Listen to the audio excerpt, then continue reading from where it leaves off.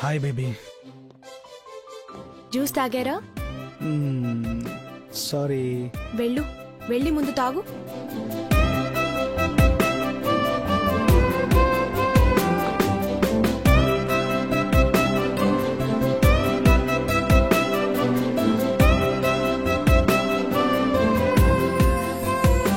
ఇప్పుడు హ్యాపీనా? గుడ్. పద.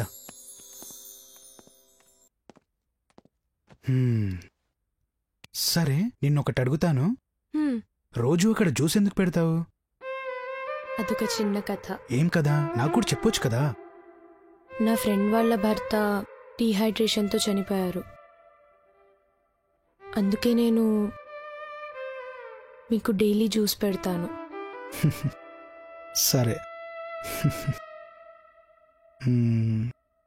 రాణి ఏమంటుంది?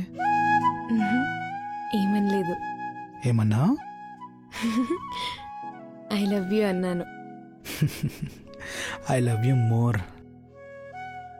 నేను మీకోసమే పుట్టాను. నాకు తెలుసు. చనిపోయేంత వరకు మీతోనే ఉంటాను. చనిపోవడం గురించి నువ్వు మాట్లాడకు. నీతో లైఫ్ అంతా బ్రతకాలనుకుంటున్నాను. మీరెలా చెప్తే అలాగేనండి.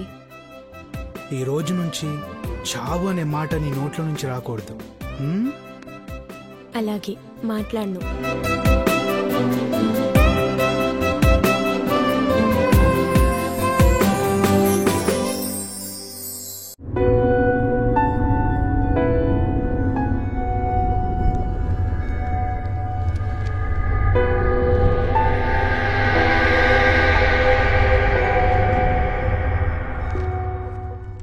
రమేష్,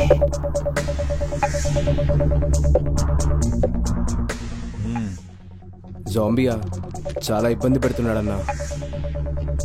ఉండాలా చచ్చిపోవాలనేది నాకు అర్థం కావట్లేదన్నా. ఏదో ఒకటి చేసి వాడిని చంపేయండి అన్నా. నా భూమిని నాకు తిరిగి పెంచండి అన్నా. నీ ఒక్కడిదే కాదు సమస్య, ఇక్కడ ఉన్న వాళ్ళందరిది కూడా అదే సమస్య. వాడిని ఏం చేయాలో అర్థం కావడం లేదు. కానీ చూద్దాం, వాడి పని పడదాం.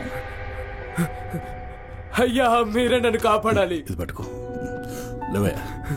అరే ఏమైంది? ఆ జంబియా నా భూమిని కబ్జా చేశాడన్నా. నా పిల్లల్ని చంపేస్తా అన్నాడన్నా. మీరే మా దిక్కన్నా.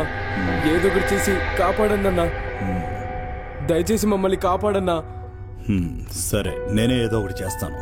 నువ్వేం టెన్షన్ పడకు, అంతా మంచిగా జరుగుతుంది.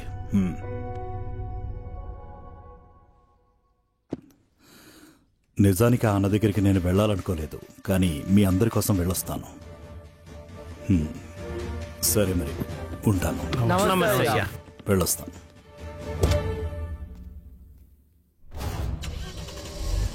అన్న వాళ్ళ తమ్ముడు జమిని ఆగడాలు రోజు రోజుకి పెరిగిపోతున్నాయి. వాళ్ళని అరకట్టకపోతే పబ్లిక్ చాలా ఇబ్బంది పడతారు.